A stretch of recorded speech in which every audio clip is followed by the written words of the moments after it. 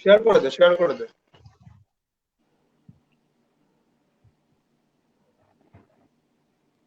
এখনো তো আসেনি। হ্যাঁ,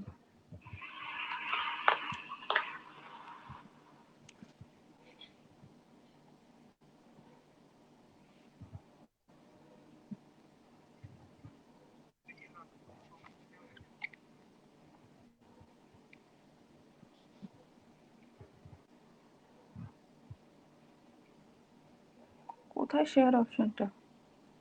শেয়ারটা কোথায়? গ্রুপে পাঠিয়ে দিয়েছি, গ্রুপে পাঠিয়ে দিয়েছি। হুম,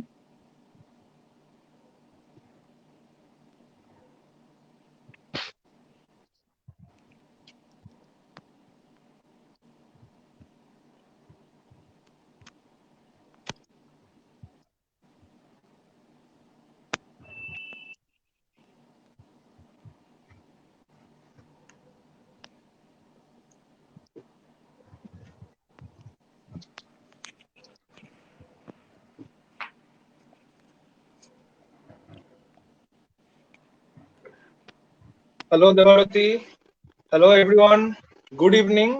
আমরা আবার আজকের লাইভ সেশনের নতুন নেক্সট টপিক নিয়ে চলে এসেছি, যেটা হচ্ছে কিডনি, কিডনি প্রবলেম। ঠিক আছে, কিডনিটা কি? কিডনি হচ্ছে একটা pair of bean shaped organs, যেটা হচ্ছে আমাদের স্পাইনের মানে শিরদাঁড়ার দুদিকে, পাঁজরের নিচে আর বেলির পেছনে থাকে। এটা হচ্ছে রাফলি, এক একটা কিডনি রাফলি 4 to 5 inches হয়, about the size of clenched fist, মানে এরকম হাতের মুঠো এরকম এইটুকু সাইজের কিডনি হয়। ঠিক আছে, বাট এবার কিডনির মেন ফাংশন কি? কিডনির মেন ফাংশন হচ্ছে এক্সেস মানে ব্লাড ফিল্টার করা আর এক্সেস ওয়েস্ট প্রোডাক্টস আর ফ্লুইডস কে রিমুভ করা আমাদের সিস্টেম থেকে। বাট এই ছোট্ট কিডনিটা যদি ড্যামেজ হয় কোনো কারণে, সেটা যে কি মারাত্মক হতে পারে, সেটাই হবে আমাদের আজকের বিকেলের আলোচনার বিষয়। আর আমাদের এই টপিক নিয়ে প্রথম স্টার্ট করছে স্পৃহা চ্যাটার্জি। স্পৃহা। হ্যালো। হ্যাঁ, আমি শুনতে পাচ্ছি। তাহলে আমি শুরু করছি। হ্যাঁ, একদম। নমস্কার সবাইকে, আমি Spriha Chatterjee, I care institute of medical science and রিসার্চে under West Bengal health science. আমি ফাইনাল ইয়ার MBBS স্টুডেন্ট। আজকে আমাদের এখানে এই প্রোগ্রামটা করার উদ্দেশ্য যেটা মেন, সেটা হচ্ছে একটা অ্যাওয়ারনেস ক্রিয়েট করা, একটা সচেতনতা ক্রিয়েট করা অ্যামং জেনারেল পিপল, যে তারা যদি কিডনি ডিজিজ হয় তাহলে কি করে সেটা বুঝবে, আর সেটা বোঝার পরে তাদের কি করণীয়। তো প্রথমেই বলতে চাই যে এই কিডনি টপিকটাকে আমরা কেন রাখলাম এই অ্যাওয়ারনেস প্রোগ্রামের মধ্যে। তার দুটো কারণ। একটা হচ্ছে কিডনি হচ্ছে আমাদের একটা ভাইটাল অর্গান, তো কিডনি আমাদের বেঁচে থাকার জন্য খুব প্রয়োজনীয়। আর দ্বিতীয় হচ্ছে যে কিডনি ডিজিজটা, বিশেষ করে ক্রনিক কিডনি ডিজিজ যেটা নিয়ে আমি আলোচনা করতে চাইছি, সেটা খুব বেশি রকমভাবে আসিমটোম্যাটিক, মানে যার কোনো লক্ষণ থাকে না, এটা বোঝা খুব মুশকিল। তাই এটা সম্পর্কে আমাদের সচেতন হওয়া দরকার যে আমরা কি করে বুঝবো আমাদের কিডনির প্রবলেম হয়েছে। তো তার জন্য ফার্স্টেই আমি যেটা ডিসকাস করতে চাই সেটা হচ্ছে কিডনি অ্যাকচুয়ালি কেন ভাইটাল অর্গান, কিডনি কেন আমাদের জন্য প্রয়োজনীয়। তার প্রথম কারণ হচ্ছে কিডনি আমাদের শরীরের বজ্র পদার্থগুলোকে ফিল্টার আউট করে, আমাদের শরীর থেকে বজ্র পদার্থ ইউরিনের মাধ্যমে বের করে দেয় শরীর থেকে। আর এটা হয়তো আমরা অনেকেই জানি এই কাজটা, কিন্তু এছাড়াও আরো অনেক কাজ আছে কিডনির যেগুলো হয়তো আমাদের একটু জানতে হবে। তো সেগুলো আমি বলছি। ফার্স্ট হচ্ছে যে আমাদের রক্তচাপ নিয়ন্ত্রণে কিডনি হেল্প করে। কিডনি রেনিন বলে একটা হরমোন সিক্রেট করে যেটা আমাদের রক্তচাপ নিয়ন্ত্রণ করে। দেন হচ্ছে যে কিডনি আমাদের ভিটামিন ডি বলে যে ভিটামিনটা থাকে, যেটা আমাদের বোনসের জন্য খুব ইম্পর্টেন্ট, সেই ভিটামিন ডি কে অ্যাক্টিভ করে। মানে কিডনির জন্যই ওটা অ্যাক্টিভ হতে পারে, তার কাজ করতে পারে। যদি না হতে পারে তাহলে আমাদের বোনসের ওপরেও সেই এফেক্টটা পড়বে। দেন হচ্ছে আমাদের আরবিসি বা লোহিত রক্তকণিকা রেড ব্লাড সেল তৈরি করার জন্য একটা স্টিমুলেশনের দরকার হয়, যেটা এরিথ্রোপয়েটিন নামে একটা হরমোন করে থাকে, সেটা সিক্রিট করে আমাদের কিডনি।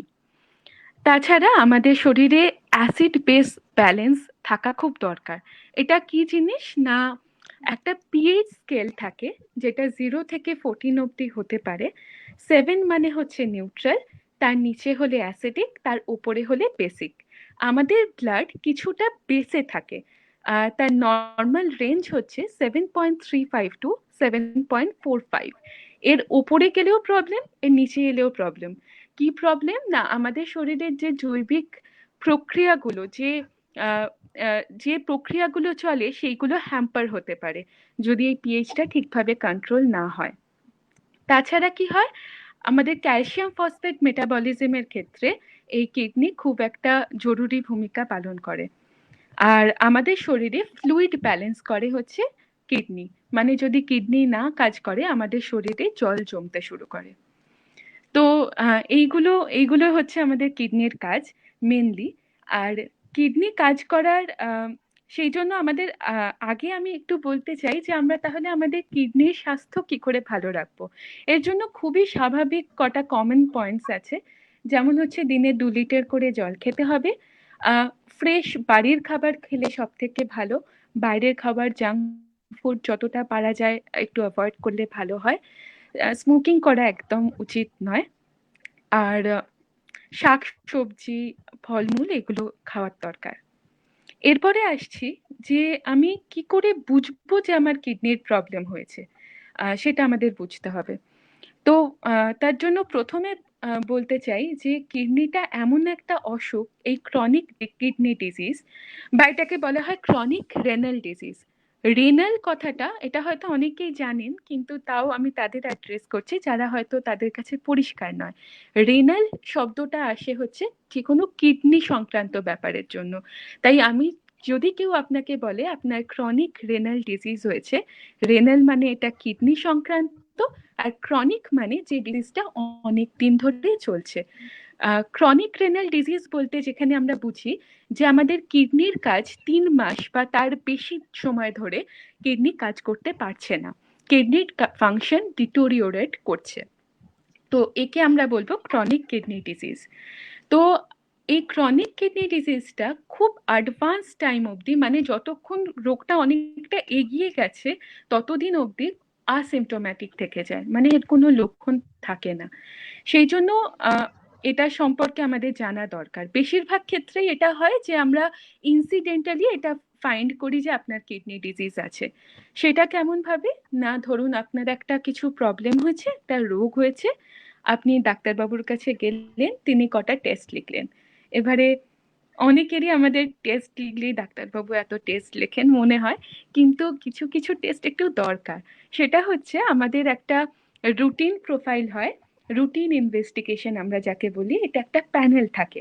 এটা দিয়ে আমরা বুঝতে চেষ্টা করি আপনি যে রোগটা নিয়ে এসছেন এটা হতে পারে ওই আন্ডারলাইন ডিজিজের জন্য, এটা একটা তার কনসিকুয়েন্স। সেই জন্য আমরা দেখে নিই আপনার যে ভাইটাল অর্গ্যানসগুলো সেগুলো ঠিক আছে কিনা। সেগুলো ঠিক আছে কিনা দেখার জন্য এই যে রুটিন প্যানেলটা করা হয় তার মধ্যে একটা টেস্ট থাকে যে ব্লাড ইউরিয়া ক্রিয়েটিনিন। তো এরা আমাদেরকে জানায় যে আপনার কিডনি কেমন আছে। যদি এগুলো বাড়ে তাহলে আমরা বুঝতে পারি যে কিডনি বলছে আমি ভালো নেই। তো এরপরে আমি আসছি নেক্সট, যে কাদের এই কিডনি ডিজিজটা হবার প্রবণতা বেশি। দুটো টাইপ অফ ডিজিজকে আমি অ্যাড্রেস করতে চাই এখানে।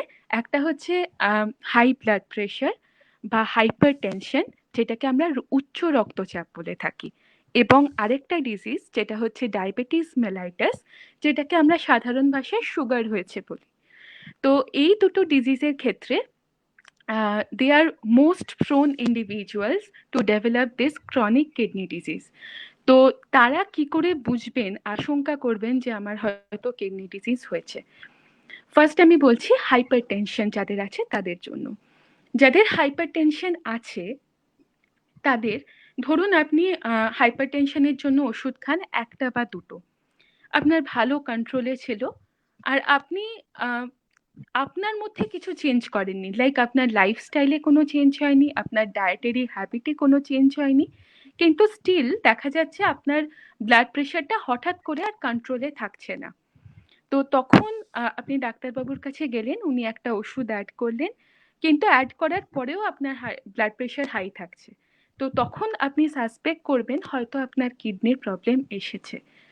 আর যারা দ্বিতীয় বিভাগ, যাদের ডায়াবেটিস রয়েছে, তাদের সম্পর্কে এবারে বলতে চাই যে আপনি অ্যান্টি ডায়াবেটিক ড্রাগ নেন, মানে আপনি ওষুধ খান, এবং যাদের ডায়াবেটিস আছে তারা সবাই জানেন, তাদেরকে প্রথমেই শিখিয়ে দেওয়া হয় যে রোজ সকালে উঠে আপনাকে একবার নিজের blood sugar level, blood glucose level দেখে নিতে হবে, আর মাসে একবার আপনাকে ল্যাবরেটরিতে চেক আপ করাতে হবে। তো আপনি দেখেন যে রোজই আপনার ব্লাড গ্লুকোজ একটু হাইয়ের দিকেই থাকে, আর সেটাতেই আপনি অভ্যস্ত। কিন্তু এবারে হঠাৎ করে আপনি দেখছেন যে আপনি ব্লাড সুগার লেভেলটা খুব সুন্দর কন্ট্রোলে চলে এসছে, আপনি কিন্তু ওষুধের কিছু চেঞ্জ হয়নি, কিন্তু ব্লাড সুগার লেভেলটা খুব ভালো কন্ট্রোল। আর যাদের ডায়াবেটিস আছে তারা এটাও খুব ভালো করে জানেন, তাদের বলা হয় যে আপনার হাইপোগ্লাইসেমিক অ্যাটাক হতে পারে, আপনি সেই জন্য পকেটে চকলেট নিয়ে ঘুরবেন। তো সেটা কেন হয়?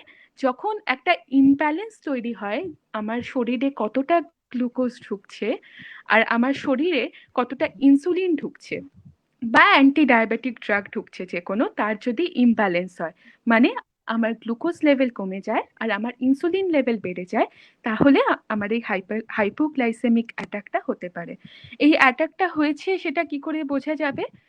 না, আপনার ট্যাকিকার্ডিয়া হবে, মানে হার্ট রেট বেড়ে যাবে, প্যালপিটেশন হবে, মানে আপনি শুনতে পাবেন যে আপনার হার্ট বিট করছে, সোয়েটিং হবে, ঘাম হবে অনেক, আর ব্ল্যাক আউট হতে পারে, মানে চোখে সব অন্ধকার দেখছেন। তো এটা আপনার আগে খুব বেশি বার হয়নি, কিন্তু এই এখন হঠাৎ করে দেখছেন ব্লাড সুগার তো কন্ট্রোলে চলেই এসছে খুব ভালো, তাছাড়া আপনার এরকম অ্যাটাক হচ্ছে খুব ফ্রিকুয়েন্টলি, তখন আপনাকে বুঝতে হবে যে আপনার হয়তো কিডনির প্রবলেম হচ্ছে। এর দুটো কারণ। একটা কারণ হচ্ছে আমাদের শরীরে এমার্জেন্সি পিরিয়ডে নিওগ্লুকোজেনেসিস পদ্ধতিতে কিছু সুগার আমাদের কিডনি বানায়। এখন কিডনি ইজ অন স্টেক, তাই কিডনি এটা বানাতে পারছে না। আর তাছাড়া আমাদের যে অ্যান্টি ডায়াবেটিক ড্রাগ, সেগুলো আমাদের কিডনির মাধ্যমে মেটাবোলাইজড হয়ে শরীর থেকে বেরিয়ে যায়, তো কিডনি সেটা বের করতে পারছে না। সেই জন্য একদিকে ব্লাড গ্লুকোজ লেভেল কমলো, আর একদিকে আমার ইনসুলিনের হাফ লাইফ বাড়লো, সেই জন্য আমার বারবার হাইপোগ্লাইসেমিক অ্যাটাক হতে পারে। তো আপনাকে তখন বুঝতে হবে যে আপনি আপনার ফিজিশিয়ানের সাথে কন্ট্যাক্ট করুন। এরপরে আসছি যারা নর্মাল ইন্ডিভিজুয়াল, মানে আমার হাইপার টেনশনও নেই আর আমার ডায়াবেটিসও নেই, তাহলে আমি কি করে বুঝবো? তো প্রথমে যেটা বলেছি এটা খুব বেশি অ্যাসিমটোম্যাটিক, স্টিল কিছু কিছু সিমটমস আছে যেগুলো থেকে আপনি প্রেডিক্ট করতে পারেন। যেমন হচ্ছে আপনি দেখছেন সন্ধে হলেই আপনার খুব পা ফুলে যাচ্ছে, বা আপনি ঘুম থেকে উঠছেন চোখের পাশটা এরকম ফুলে যাচ্ছে, ফেশিয়াল পাফিনেস হচ্ছে, বা যেটাকে আমরা ডাক্তারি ভাষায় নকচুরিয়া বলি, মানে রাত্রির বেলা আপনাকে বারবার ইউরিনেশন করতে যেতে হচ্ছে। আগে আপনি ঘুমিয়ে পড়তেন, সকালবেলা উঠে ইউরিনে যেতেন, তো আপনার কোনো প্রবলেম ছিল না।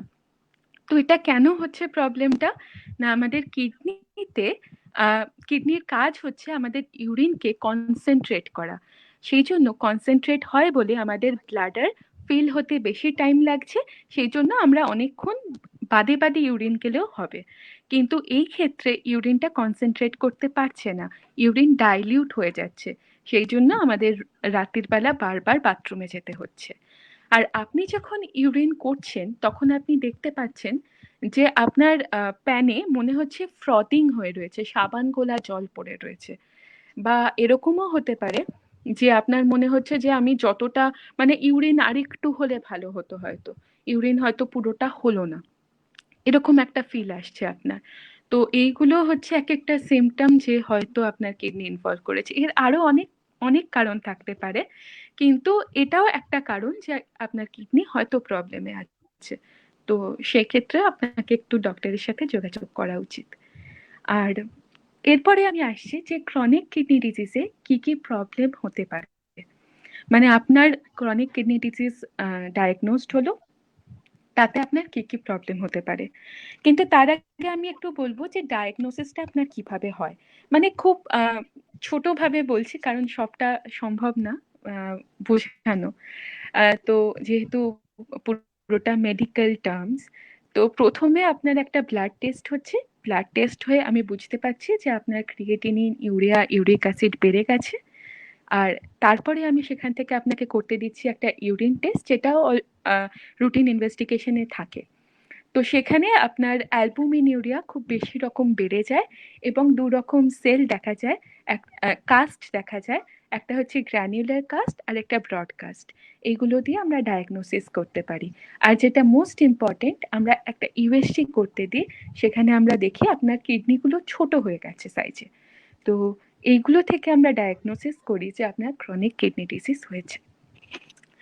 এরপরে আমি আসি যে আপনার ক্রনিক কিডনি ডিজিজ তো হয়েছে, কিন্তু তার কনসিকোয়েন্সটা কি, এরপরে আপনার সাথে কি হতে চলেছে। তো kidney disease, chronic kidney disease একটা খুব বড় টাইম লাইনে হয়। মানে এর 5খানা স্টেজ থাকে, স্টেজ ওয়াইজ ডিজিজটা অ্যাডভান্স হতে থাকে। তো প্রথমের দিকে আপনার কোনো সিমটম থাকবে না, কিন্তু আস্তে আস্তে আপনার সিমটম ডেভেলপ করবে। আর আমি এখন যে সিমটমগুলো আপনাকে বলবো, নট নেসেসারিলি যে সবার মধ্যে সব সিমটমগুলো থাকবে, বা এটাও নেসেসারি নয় আমি যে অর্ডারে বলছি সেই অর্ডারে আপনার মধ্যে আসবে। কিন্তু এর মধ্যে মিলিয়ে মিশিয়ে সব পেশেন্টের মধ্যে সিমটমগুলো দেখা যায়। তো ফার্স্ট আমি শুরু করছি জিআই দিয়ে, গ্যাস্ট্রো ইন্টেস্টিনাল প্রবলেম। তো এখানে আপনার মনে হতে পারে হঠাৎ করে আপনার খুব ফেভারিট একটা ডিশ, কিন্তু সেটাও আপনার খেতে ইচ্ছা করছে না, খাবার দেখলেই গা বমি করছে, বা আপনার যে ডাইজেস্টিভ ক্যাপাসিটি ছিল আগে, যতটা হজম ক্ষমতা ছিল, সেটা আপনার কমে গেছে। সেকেন্ড হচ্ছে আমার সিএনএস, মানে সেন্ট্রাল নার্ভাস সিস্টেমের ওপর কি এফেক্ট পড়বে। সেটাতে হচ্ছে আপনি মনে হবে যে আপনি ধৈর্যচ্যুত হচ্ছেন, আপনার কোনো ধৈর্য নেই, কোনো এনার্জি নেই, এবং আপনি সব ভুলতে শুরু করছেন। এবং অনেক ক্ষেত্রে দেখা যায় যে একটা ট্রেমার হচ্ছে, মানে এরকম কাঁপছে হাত। আবার এই ট্রেমারেরও অনেক কারণ থাকে, কিন্তু এটা একটা কারণ হতে পারে, এটা একটা সিমটম। তারপর আমি আসছি যে হাইপার টেনশন। এবারে আপনারা ভাববেন যে এক্ষুনি বললেন যে হাইপার টেনশন থেকে কিডনি ডিজিজ হয়। হ্যাঁ, দুটো থেকেই দুটো হতে পারে, হাইপার টেনশন থেকেও কিডনি ডিজিজ হতে পারে, আর কিডনি ডিজিজ থেকেও হাইপার টেনশন হতে পারে। আর তারপরে হচ্ছে সিভিএস, মানে আমার কার্ডিওভাস্কুলার সিস্টেম। মানে আমার যদি কিডনির স্বাস্থ্য ভালো না থাকে, আমার হার্টের স্বাস্থ্যও ভালো থাকবে না।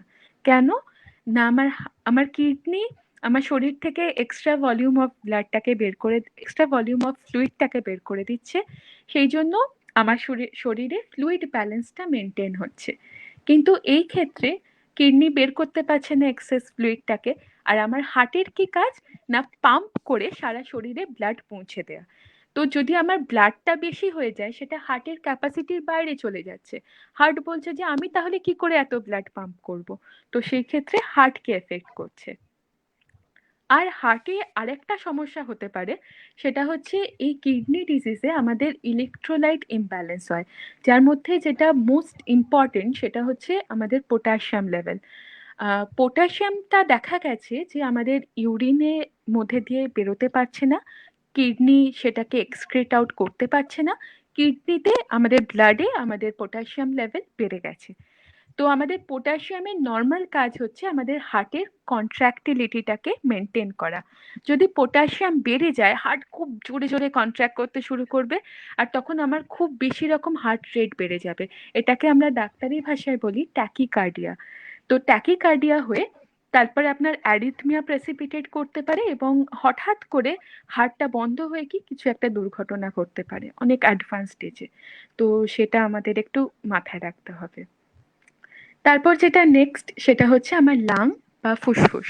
ফুসফুসে আমাদের কিডনি ডিজিজ হলে নিউমোনিয়া হওয়ার টেন্ডেন্সি খুব বেড়ে যায়।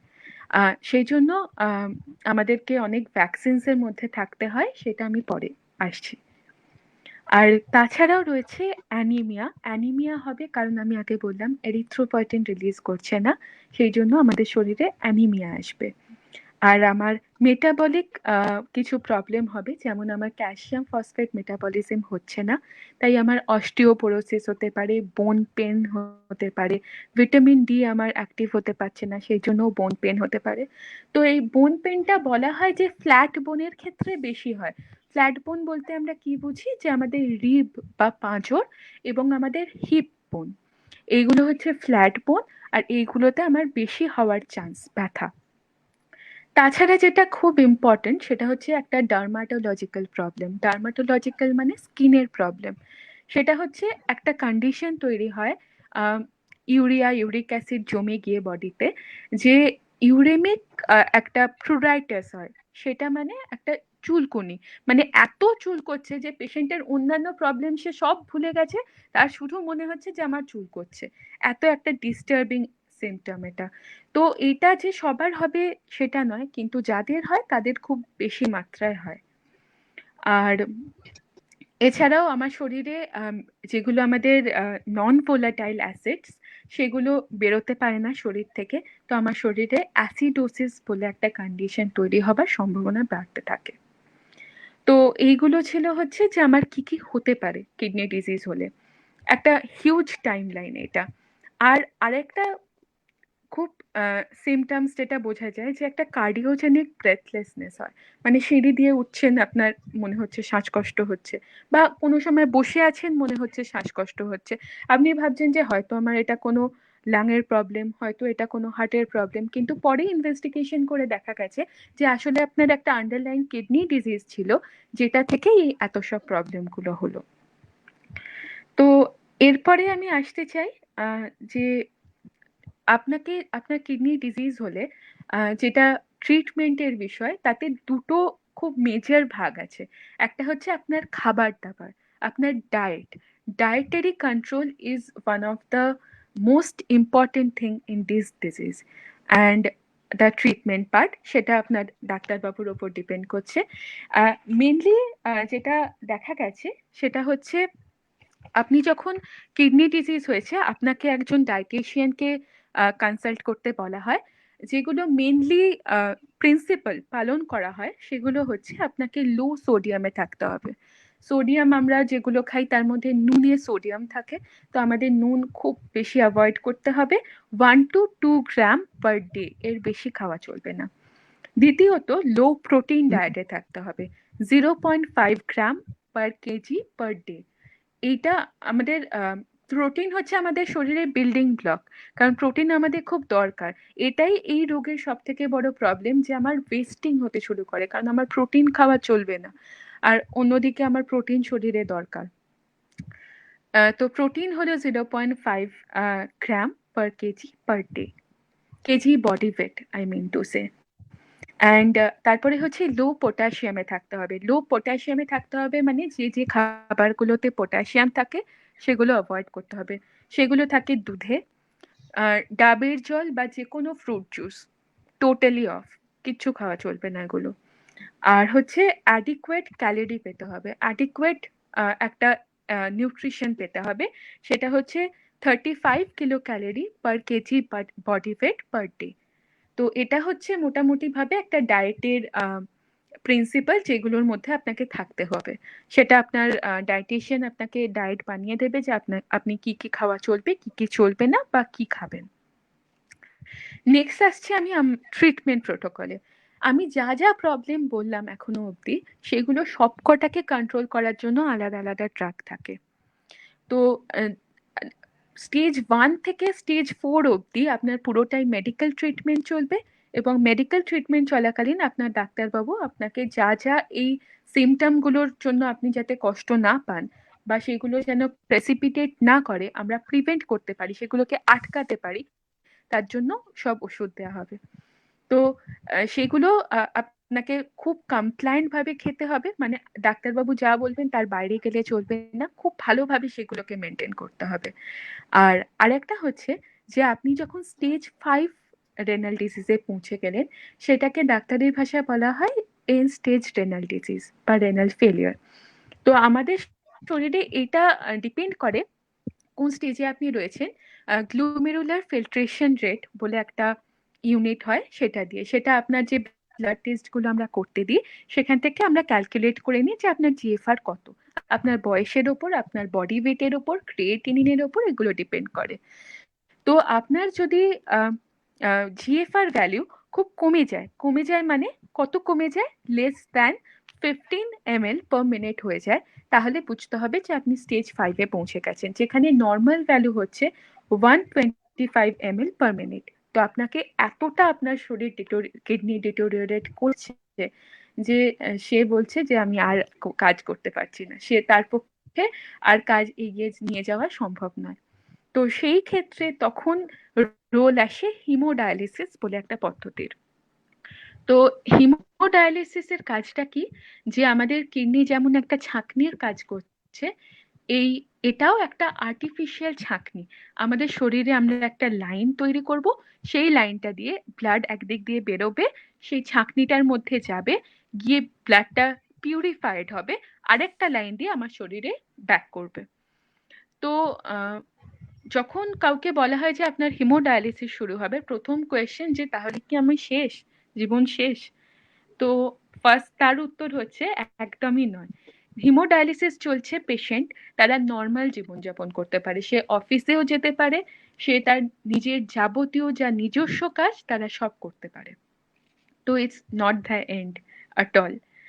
তারপর হচ্ছে যে যেটা জিজ্ঞাসা করা হয় যে ডায়ালিসিস কি বন্ধ করা যায়, তো এর উত্তর হচ্ছে যে কিডনি তো অলরেডি খারাপ হয়ে গেছে, তো যতখানি এই ক্রনিক কিডনি ডিজিজের ক্ষেত্রে এটা হয়তো বন্ধ করা যায় না, কিন্তু আবার হতেও পারে, এটা আপনি আপনার ডক্টরের উপর ছেড়ে দিন। আর অ্যাকিউট কারোর যদি রেনাল ফেলিয়ার হয়ে থাকে সেই ক্ষেত্রে ডায়ালিসিস বন্ধ করা হয়, কিছু ডায়ালিসিস করার পরে বন্ধ করা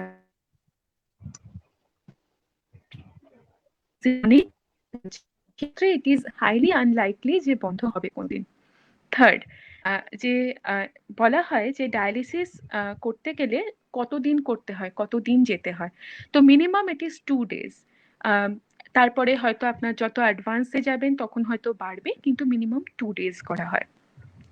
নেক্সট হচ্ছে যে ডায়ালিসিসে কি ব্যথা হয়, এটা কষ্ট হয়, এটা খুব বড় একটা কোয়েশ্চেন।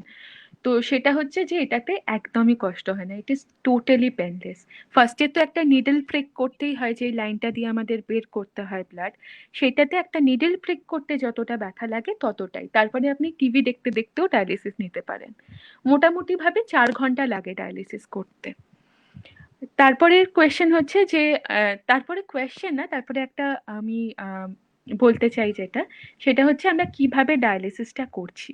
আমাদের একটা আর্টেরিওভেনাস ফিস্টুলা তৈরি করা হয় হাতে, তো সেইটাতে একটা ছোট অপারেশন করতে হয় তার আগে, যাতে আমরা একটা আর্টারি আর একটা ভেন, একটা শিরা আর একটা ধমনীকে যুক্ত করে সেই লাইনটা একটা মোটা লাইন করে দিতে পারি, যার মধ্যে দিয়ে ইজি ব্লাড ফ্লোয়িং হতে পারে, তাড়াতাড়ি ব্লাড বেরোতে পারে, তাড়াতাড়ি ব্লাড যেতে পারে।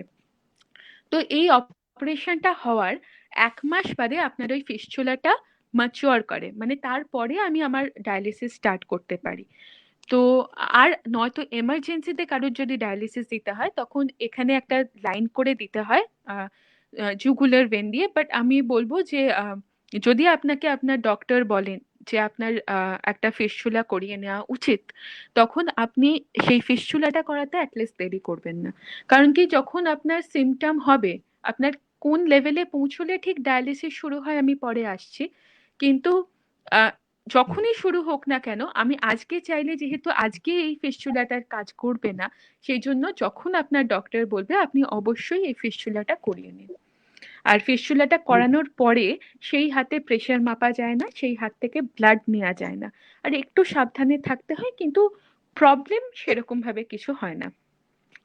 তো সেটাই বলছিলাম যে আপনার আর্টেরিওভেনাস ফিস্টুলাটা অপারেশন হওয়ার পরে হাতে একটা সফট বল দেওয়া হয়, যেটা দিয়ে এরকম ভাবে এক্সারসাইজ করতে হয় যাতে ওটা পেটেন্ট হয় ওই লাইনটা। তো সেটা আপনাকে ভালোভাবে, খুব ভালোভাবে নিয়মিতভাবে করতে হবে যাতে ওই লাইনটা আপনার ভালো করে তৈরি হয়।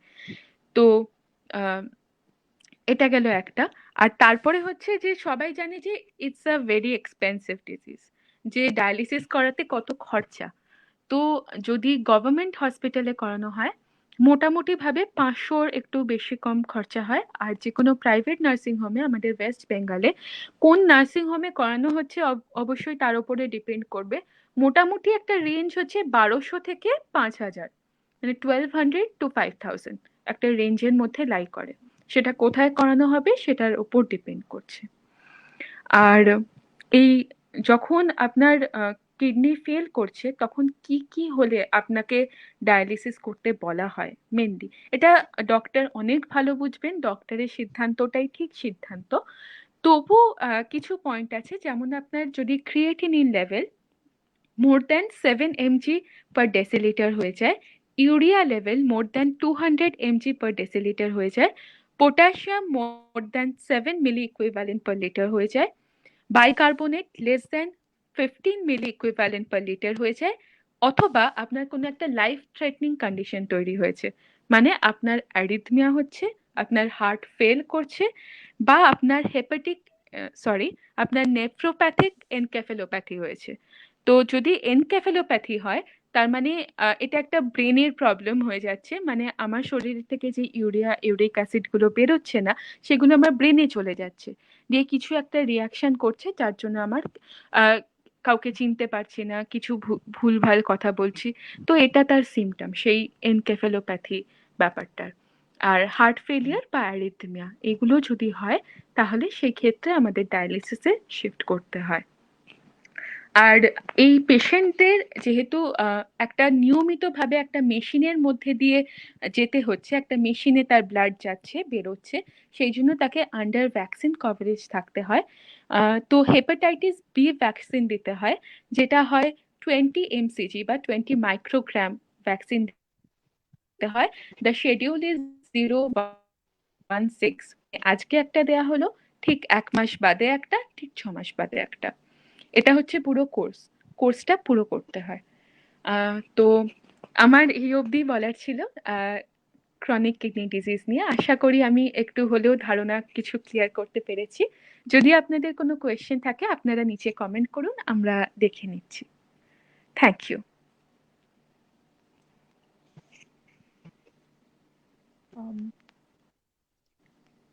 Hello, everybody.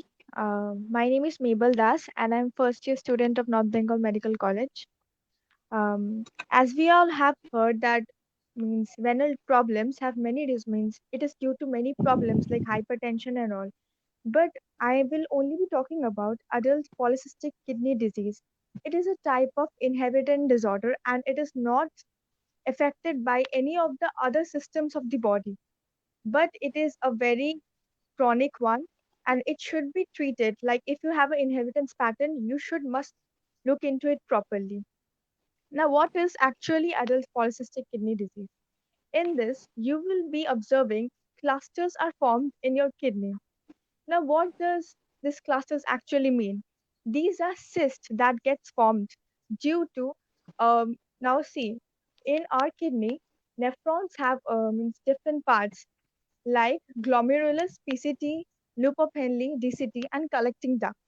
Our glomerulus continuously filters our body fluids, which are later excreted as kidney, as urine. Now, what happens if the establishment is not complete between the collecting tubules and the kidney? So our body fluids that are being filtered are not excreted out, and this results in the formations of watery filled fluid sacs. Now, these cysts that are being formed are not actually cancerous in nature, but they can later in life lead to dangerous consequences. As our age increases, the number of cysts present in the kidney increases. Like by the age of 60, one might surely be be more prone of having a kidney failure, and then we have to go for kidney transplantation. Now, if we look into the inheritance pattern of this polycystic kidney disease, we will be observing that it is autosomally dominant, which means that whether it is a male or a female, it will equally affect both the genders. Now, what happens in this disease? There is a mutated copy of the gene PKD1 or PKD2 in each and every cell. In 90% of these diseases, it is mostly when a parent is affected, and so consequently, the child also gets affected. Now, obviously, we might have some cases in which, due to a lot of accumulation of mutations in a certain cell, a sudden change has occurred, due to which the gene got mutated. These cases may also occur. Now, how will you understand that you are suffering from this type of disease? The common, as we have already heard, is high blood pressure. Constant rise in your blood pressure throughout the year means you are every day you are means you are checking your blood pressure, and it's always the same. It's always a bit higher than the normal value. So you must go and seek doctor help that time. And then secondly, you may observe low back pain. Now, see, in all renal problems, you are obviously going to suffer from a back pain. That is one of the most common disorders, because, as we know, our kidney is located in such a position that it occurs the epigastric hypochondrium and the umbilical regions. That is, obviously, I'm not saying that all back pains must be related to kidney disorders, because back pains may also occur due to some spine problems or due to overstress of work. You are sitting in a very awkward position and doing your work continuously. Even for that reason, you may have a back pain. But first, you must check for your blood pressure, then back pain. Also, you must suffer. Also, you can also suffer from swollen abdomen. Now, now, you need to go for some test for this. And the most common ones that the doctors will give you is obviously blood test. Then you must go for a USG, and then finally a CT scan or MRI. These final tests. Now, some medication that must be provided, because see, all the other kidney problems like due to some, but all the other ones, they must be treated like it has been said. Each and every symptom must be treated, because kidney disorder is a long term procedure, and you cannot have a perfect to say outcome of it, that you are completely treated of it. So, and moreover, because acute polycystic kidney disease is an inherited disorder, so each and every symptom must be treated. So first you will be given some ACE inhibitors. Now, what does ACE inhibitors do? They lower your blood pressure, and they also have a soothing effect on your cardiovascular system, because when your blood pressure is high, all the other systems of the body will get affected, and this will cause more bad symptoms like tachycardia, bradycardia. You may have many symptoms out of it. Second, you must also look into self care, like low sodium diet is the thing that you must do. And in severe cases, when by the time, as I said, you will turn to age 60 and all, this number of cysts that gets accumulated in your kidney start is so much that it will have a pressure on the kidney tissues, and this will damage the kidney. And so you must go for a kidney transplantation, and before that, hemodialysis. But I will not say that all the cases need a kidney transplantation, because it has been statistically proven that about 10% of all the cases need kidney transplantation. Obviously, as we all know, renal problem is a problem that needs complete and proper self care, and also time to time you have to go and seek help from your doctor. It should not be avoided at any cost. Okay, I hope I could explain my points properly, and this is what I wanted to say.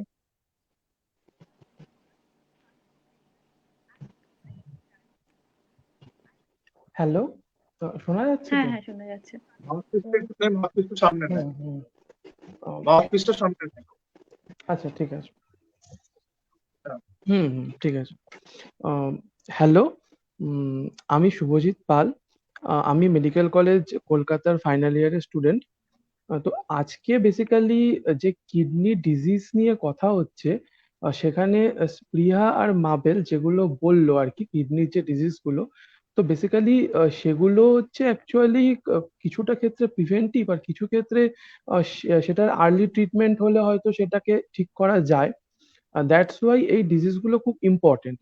তো ওরা এই জিনিসগুলো নিয়ে বললো, এবং kidney ডিজিজের ক্ষেত্রে যেটা সব থেকে ইম্পর্টেন্ট, যে এটা মানে অনেকটা টাইম ধরে অ্যাসিমটোম্যাটিক থাকে।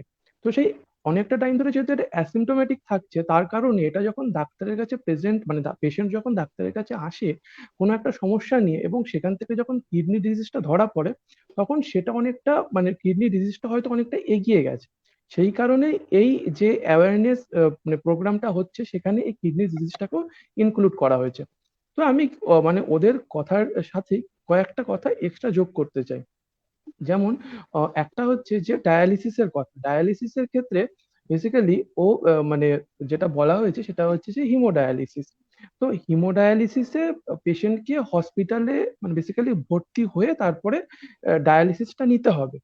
কিন্তু আহ, এখন একটা মানে যেমন আর কি সকালের লাইভ স্ট্রিমে মানে বলা হয়েছিল যে ইনসুলিনের একটা কন্টিনিউয়াস সাপ্লাইয়ের জন্য পাম্প ব্যবহার করা যায়।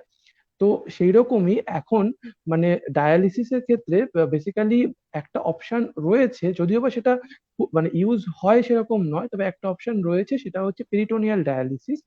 পেরিটোনিয়াল ডায়ালিসিসের ক্ষেত্রে পেশেন্ট কিন্তু বেসিক্যালি মানে মানে হসপিটালে ভর্তি না থেকেও ট্রিটমেন্টটা নিতে পারে।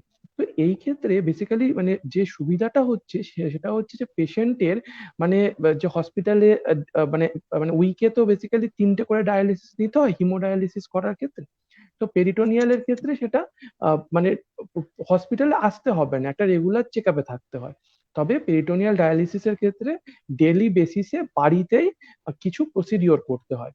তো পেরিটোনিয়াম বলতে আমরা যেটাকে বুঝি সেটা হচ্ছে আমাদের যে পেট আছে, পেটের ভেতরে একটা থলি আছে, মানে একদম ঠিক পেটের নিচে। আর যদি এটাকে সহজ ভাষায় বুঝতে হয় তাহলে বলা যেতে পারে যে যারা বেশি মদ খায় তাদের লিভার খারাপ হয়ে যাওয়ার পর পেট ফুলে যায়। তো তো সেই ক্ষেত্রে যেখানে জল জমে পেটে বা তারা যেখান থেকে জল বের করে, সেই জায়গাটাকে পেরিটোনিয়াম বলে। তো পেরিটোনিয়াল ডায়ালিসিসের ক্ষেত্রে এর মধ্যেই একটা তরল পদার্থ ঢুকিয়ে দেওয়া হয়, যার মধ্যে বেসিক্যালি ডেক্সট্রোজের সলিউশন থাকে। তো এবার সেটা বেসিক্যালি কি করে, কিডনির যা কাজ এটাও তাই করে। মানে আমাদের যাদের কিডনি খারাপ হয়ে গেছে তাদের শরীর থেকে রক্ত থেকে মানে যেগুলো খারাপ পদার্থ সেগুলোকে বের করে নেয়। কিন্তু এতে কিছু সমস্যা হয়, যেমন এটাতে বেসিক্যালি মানে ডায়ালিসিসের ক্ষেত্রে এই সমস্যা মানে যেটা আর কি পেরিটোনিয়াল ডায়ালিসিস, সেখানে যে সমস্যাটা সেটা হচ্ছে বেসিক্যালি পেশেন্টের শরীরের ওয়েট বেড়ে যেতে পারে, মানে পেশেন্ট মোটা হয়ে যেতে পারে, কারণ যেহেতু একটা মানে ফ্লুইড বাইরে থেকে এক্সট্রা করে পেশেন্টের শরীরে ঢোকানো হচ্ছে। আর তার সাথে পেশেন্টের বেসিক্যালি যে বডিতে যে মানে ব্লাডে যে গ্লুকোজের মাত্রা সেটা কিন্তু বেসিক্যালি বেড়ে যেতে পারে, কারণ ডেক্সট্রোজের যে সলিউশনটা আমি বললাম সেটা অ্যাকচুয়ালি গ্লুকোজ বা মানে সুগারেরই একটা ফর্ম। তো সেই জন্য সেখান থেকে কিন্তু এর মাত্রাটা বেড়ে যেতে পারে। এরপরে আসা যাক আহ, একটা ইন্টারেস্টিং জিনিস যেটা স্পৃহা বেসিক্যালি বলেছে। আমি আরেকটা জায়গা বলছি যে স্কিনের ক্ষেত্রে ক্রনিক কিডনি ডিজিজে কিছু প্রবলেম হয়। তো সেই মানে প্রবলেমের মধ্যেও বলেছে যে চুলকানি হয়, প্লুরাইটিস।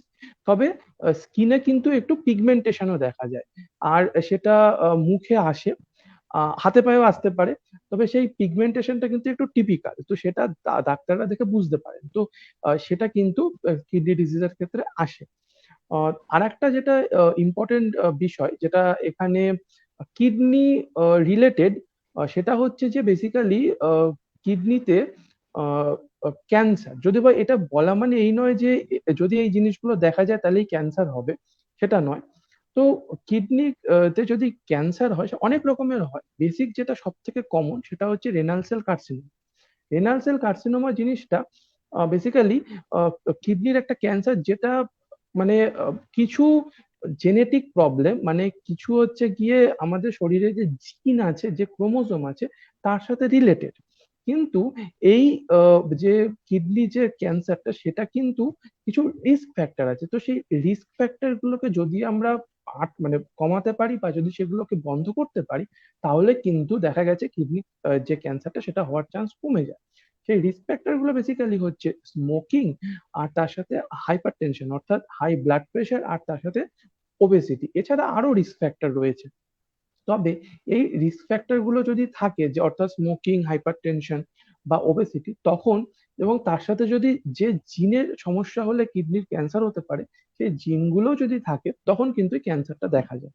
তো এই ক্যান্সারের যে মানে মানে যে পরিমাণে ক্যান্সারটা হচ্ছে তার মানে মাত্রাটা যে অনেক সেরকম নয়, তবে ক্যান্সারটা হয়, অনেক ক্ষেত্রে দেখা যায়। আর আরেকটা যেটা বিষয়, সেটা এই ক্যান্সারের ক্ষেত্রে কিন্তু মানে রক্তের সাথে মানে মূত্রের সাথে রক্ত বেরোয়, অর্থাৎ যাকে আমরা বলছি হিমাচুরিয়া, এটা কিন্তু দেখা যেতে পারে। আর তার সাথে পিঠের দিকে একটু ব্যথা হবে, পিঠে একটু নিচের দিকে, অর্থাৎ কোমরের কাছে পিঠে যেটা আর কি, তো সেই জায়গাটাতে একটু ব্যথা হওয়ার সম্ভাবনা থাকে। আচ্ছা, এই কোমরের কাছে যে ব্যথা হচ্ছে সেটা রিলেটেড আর একটা বিষয়, সেটা হচ্ছে যে কিডনিতে স্টোন। তো কিডনিতে বেসিক্যালি কিডনিতে নয়, কিডনিতে স্টোন হতে পারে। কিডনি থেকে যে নালীটা রক্ত মানে সরি মূত্রকে নিচে নিয়ে আসছে, সেই নালীর মধ্যেও মানে স্টোন বা পাথর হতে পারে। তো পাথর অনেক কারণে হতে পারে, সেটা ইম্পর্টেন্ট না, ইম্পর্টেন্ট হচ্ছে পাথরটা হলে ওই ওই একই জায়গায় যেখানে মানে ক্যান্সারের জন্য বেসিক্যালি সিমটমটা আসে, সেখানেই কিন্তু কিডনির পাথরের জন্য ব্যথাটা আসতে পারে। তবে ইম্পর্টেন্ট বিষয় যে যদি কিডনিতে পাথরের জন্য ব্যথা হয়, মানে ওই জায়গায় যদি ব্যথা হয়, তাহলে সেটা কিন্তু কিডনির পাথরের জন্যই হয়েছে, এটা ধরে নাও। আচ্ছা, এবারে কিডনি থেকে আরেকটু নিচে নেমে আসলে আমাদের রয়েছে প্রোস্টেট। তো সেই প্রোস্টেটের ক্ষেত্রে আমরা একটা জিনিস দেখতে পাই যে মানে কিডনি থেকে নিচে নেমে আসলে রয়েছে ব্লাডারের নিচে রয়েছে প্রোস্টেট। প্রোস্টেট জিনিসটার কথা আমরা অনেকেই শুনেছি বয়সকালে। বেসিক্যালি মানে আমাদের যে ইউরিনেশন হচ্ছে সেটা মানে অনেক যখন বেশি বয়সে, তখন ইউরিনেশনটা মানে অনেক সময় কি হয় যে কমে যায়। তো সেই ইউরিনেশনটা যখন বয়সকালে কমে যাচ্ছে, তখন কি হয় যে আমাদের তলপেটে মানে নাভির নিচটা মনে হয় যে ইউরিনটা পুরোটা বেরোলো না, জোরে চাপ দিচ্ছি ইউরিন করার জন্য কিন্তু হচ্ছে না। তো এই ফিলিং গুলো আসে। অ্যাকচুয়ালি কি হয়, প্রোস্টেটটা ওই জাস্ট ব্লাডারে মানে যে ব্লাডারটা আছে বা যে ইউরিনারি ব্লাডার যেখানে মূত্রটা জমা হয়, তার ঠিক নিচেই থাকে। এবং প্রোস্টেটটা বড় হওয়ার কারণে সেই ব্লাডারের বুকটা না একটু চেপে যায়, তার ফলে ইউরিনটা ঠিকঠাক করে হতে পারে না। তো এটা হচ্ছে ইম্পর্টেন্ট যে বয়সকালে যদি এরকম ভাবে মানে মূত্রের পরিমাণ হঠাৎ করে কমে যায়, জোরে প্রেসার দিয়ে মূত্র করতে গিয়ে মূত্র ঠিক করে বেরোচ্ছে না, তখন কিন্তু ডাক্তারের কাছে দেখিয়ে নিয়ে প্রোস্টেটের ব্যাপারে একটু চিন্তা করা উচিত। আর একটা ইম্পর্টেন্ট বিষয় সেটা হচ্ছে যে কিডনির অধিকাংশ রোগের ক্ষেত্রেই প্রচুর পরিমাণে জল খাওয়াটা প্রয়োজন। তবে যদি ডায়ালিসিসে পেশেন্ট চলে যায়, তখন কিন্তু জলের মাত্রাটা ডাক্তার মানে বলে দেন যে কোন সময় কিরকম জল খেতে হবে। অ্যান্ড ইনফ্যাক্ট যদি অ্যাকিউট কিডনি ডিজিজ হয়, যেখানে ডিজিজটা মানে কিডনি ইনজুরিটা হঠাৎ করেই হয়েছে, সেখানেও কিন্তু জলের মাত্রাটা ডাক্তার নির্ণয় করে দেন, মানে ডাক্তারের সাথে কথা বলে করা উচিত। আর আর শেষে বলতে চাই যে কিডনি ডিজিজ নিয়ে বেসিক্যালি খুব বেশি চিন্তা করার কোনো কারণ নেই, আবার অনেক বেশি চিন্তা করারও কারণ আছে। তো ডাক্তারের সাথে একটা নির্দিষ্ট বয়সের পরে আহ নিয়মিত কনসাল্ট করাটা কিন্তু জরুরি, কারণ কিডনি আমাদের শরীরের একটা ইম্পর্টেন্ট অর্গান। আর এছাড়া কিডনি ট্রান্সপ্লান্টেরও অপশন রয়েছে। কিডনি ট্রান্সপ্লান্টের জন্য বেসিক্যালি যদি নিজের ভাই বোনের থেকে পাওয়া যায়, কিডনি ট্রান্সপ্ল্যান্টের ক্ষেত্রে যদি বেসিক্যালি ভাই বোনের থেকেও এই কিডনিটা পাওয়া যায়, তাহলে সেটা বেটার হয়, মানে কারণ সেখানে ম্যাচিংটা বেটার হয়। HLA বলে একটা ম্যাচিং আছে, সেটা করলে বেটার হয়। এছাড়া তবে আত্মীয় স্বজনদের থেকে, মা বাবার থেকেও কিডনি নিয়ে ট্রান্সপ্ল্যান্ট করে সেটাকে মানে কাজ চালানো যেতে পারে। আর একটা ইম্পর্টেন্ট বিষয়, যে ডায়ালিসিস যে শুধুমাত্র কিডনি খারাপ হলেই করা হয় তা নয়, আরো অনেক ক্ষেত্রে করা হয়। ডায়ালিসিসের মেন উদ্দেশ্য হচ্ছে রক্তকে পরিষ্কার করা। তো ডায়ালিসিসের কথা বললেই যে কিডনিতে কোনো সমস্যা হয়েছে, এটা ভাবার কোনো কারণ নেই। ঠিক আছে, তা আজকের মতো আমি এই পর্যন্তই বলছি। থ্যাংক ইউ সবাইকে একটা ভালো একটা লাইভ সেশন করার জন্য। এবার আমাদের এই পুরো ডিসকাশনটা থেকে টেক হোম মেসেজটা কি হবে আমি শর্টে এটা বলে দিচ্ছি। আমরা আচ্ছা সুস্থ বলছি আমি জীবনযাপন করছি। আচ্ছা বলছি আমি একটা একটা কথা বলছি যে আমার একটা মানে একটা বাইরে ডাকছে, একটু আমার যেতে হবে, প্লাস আমার ফোনে 1% চার্জ, আমি কি মানে ওটাকে একটু বসাবো চার্জে? হ্যাঁ, ওকে ওকে ওকে, ঠিক আছে। ঠিক আছে। সো এই পুরো ডিসকাশনটা থেকে আমাদের টেক হোম মেসেজটা কি হবে আমি শর্টে বলে দিচ্ছি। তা আমরা কি করে বুঝবো যে আমাদের কিডনি ড্যামেজ হয়েছে? আমাদের অ্যামাউন্ট অফ ইউরিনেশনটা খেয়াল রাখতে হবে, ইউরিন কালারটা খেয়াল রাখতে হবে, সেটা ফোমি, ব্লাডি, ডিসকালার এরকম হচ্ছে কিনা দেখতে হবে। আমাদের ইউরিনেশন করার সময় পেইন হচ্ছে কিনা সেটা খেয়াল রাখতে হবে। আর আমাদের হাত পা চোখের পুরো চোখ, তারপরে অ্যাঙ্কেল, তারপরে ফেস, অ্যাবডোমেন এগুলো ফুলে যাচ্ছে কিনা এগুলো খেয়াল রাখতে হবে। রাত্রিবেলা ঘুমানোর সময় আমরা ছটফট করছি বা নাড়াচাড়া করছি এগুলো দেখতে হবে। জয়েন্টে ব্যথা, গাঁটে ব্যথা এগুলো দেখতে হবে। তারপরে মাঝে মাঝে কোমরেও ব্যথা হতে পারে, আর মনের সময় মনে হয় খুব অস্বস্তি অস্বস্তি লাগছে। এগুলো যদি তোমার কখনো লাগে তো তখন বুঝবে যে তোমার কিডনিতে প্রবলেম হতে পারে। তো you should consult a physician as soon as possible during that time, ঠিক আছে?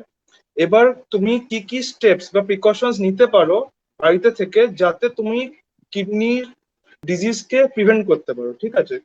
ফার্স্ট অফ অল তোমাকে কিছু কিছু ফ্রুটস ইনটেক করা ইউ হ্যাভ টু স্টার্ট, ঠিক আছে, অন আ ডেইলি বেসিস। সেগুলো হচ্ছে তোমার ওয়াটারমেলন হতে পারে, গ্রেপস হতে পারে, এগুলো হতে পারে। তারপরে তোমার আরো কিছু হেলদি ফুড আইটেমস আছে যেমন cabbage, cauliflower, onions, apples, lemon juice, এগুলো ইনটেক করতে হবে। এগুলো করলে তোমার কিডনিকে মানে কিডনি ডিজিজ প্রিভেন্ট করতে আমাদের হেল্প করে।